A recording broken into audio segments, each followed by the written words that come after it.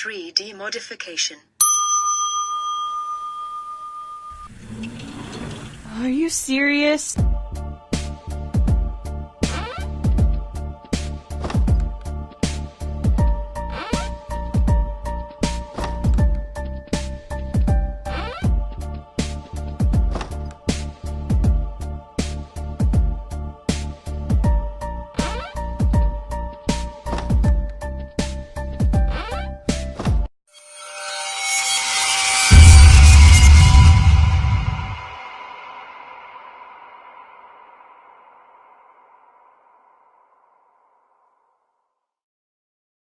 Hey, it's Kyla from the movie Distortion.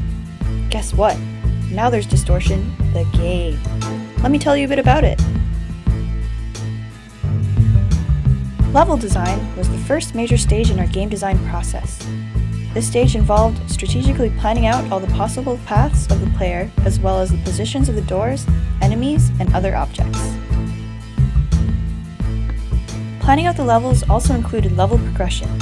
As the levels progress, new challenges are introduced, such as locked doors, new enemies, and death doors.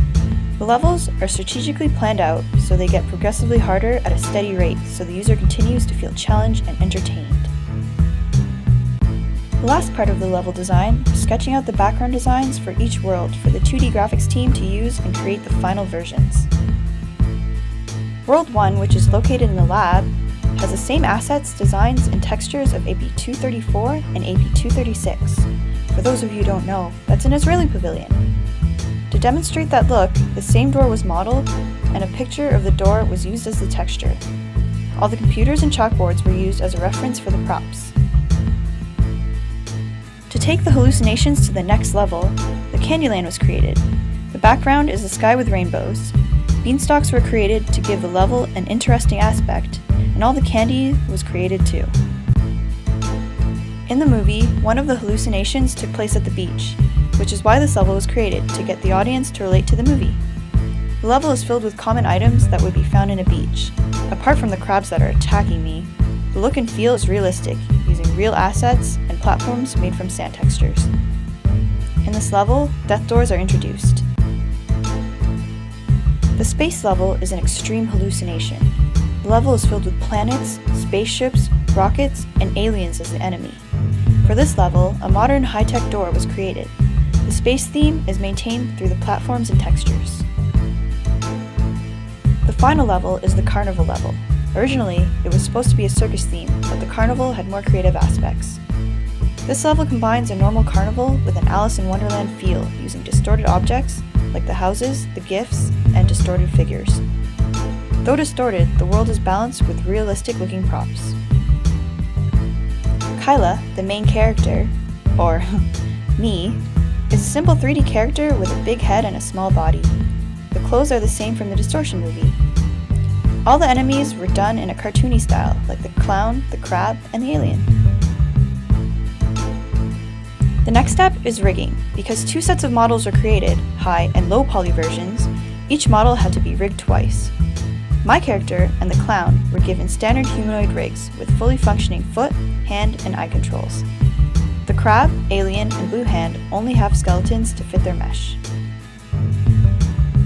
Once the rigging was completed, animation cycles were created. In the game, I have an idle position, a walk cycle, and I can jump. The enemies have a very simple cycle animation of 24 frames that moves them in a dance, a wave, or an attack. For the animated short promo vid, I walk forward and lip sync to the infamous line, "Are you serious?"